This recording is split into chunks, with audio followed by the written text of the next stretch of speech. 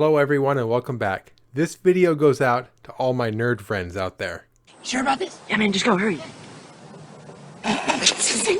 This Sunday is Pi Day, one of my favorite days of the year, and to celebrate, I watched Darren Aronofsky's very first feature-length film, Pi.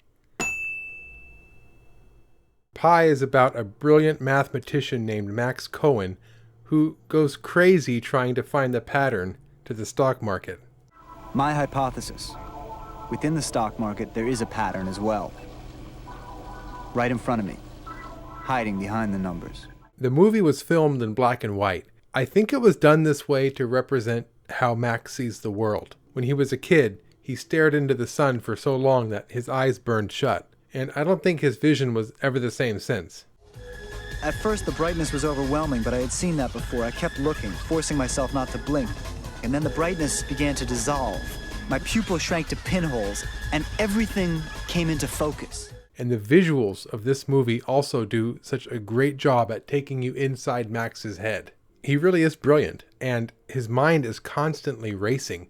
And the film style does such a great job at shining a light onto what it must be like for him. The whole movie is on edge. The cuts are all real quick, so you can't really focus on any one scene for too long. Max's movements are real jittery. The camera also is in lots of unusual places, making some of the scenes kind of confusing to understand visually.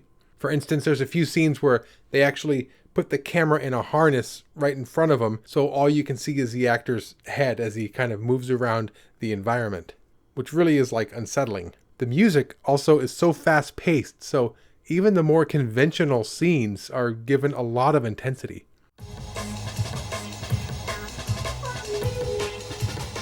The plot also always has a sense of urgency. Max can never really stay in one area for too long to relax before he has to run away somewhere else. He suffers from severe migraines. Sometimes he has to race home to avoid having them in public. Are you okay? No. Sir, are you sick?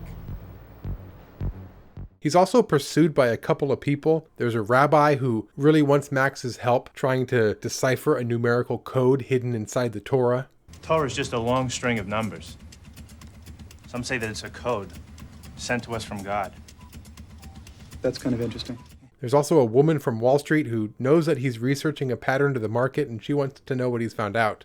Who are you? Oh, Marcy Dawson from Lancet Percy. It's really not I a good- can't tell you what a pleasure it is to finally meet you. I've studied your papers. Excuse for me, but I years. have to- Listen, why don't we take a spin in my car? I'm sorry.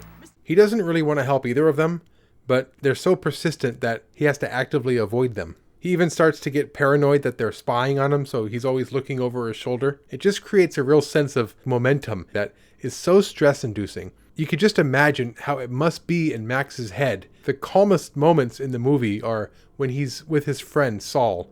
He's a fellow mathematician that they get together every once in a while and play Go. And these moments really stand out against the rapid manic feeling to the rest of the movie.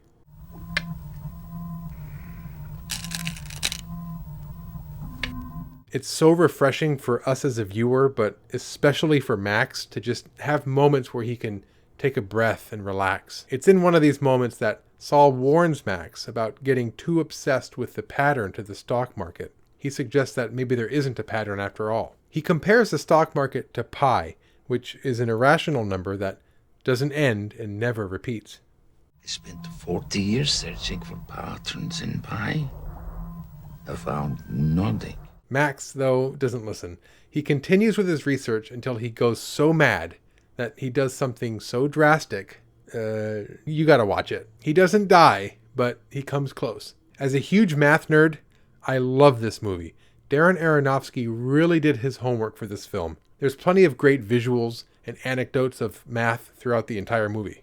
While he's entering the tub, Archimedes notices the bathwater rise. Displacement, and thus a way to determine density. Archimedes solves the problem. One of my favorite moments is with Max in a diner. He's telling the rabbi about the Fibonacci sequence and how it's at the heart of the golden spiral. Fibonacci is an Italian mathematician in the 13th century. The result approaches golden ratio, golden spiral. Wow. We then get a great moment where Max pours cream into coffee just as the rabbi blows a cloud of smoke into the air, revealing how two things that seem unrelated are related through math. Because mathematics, after all, is the language of nature.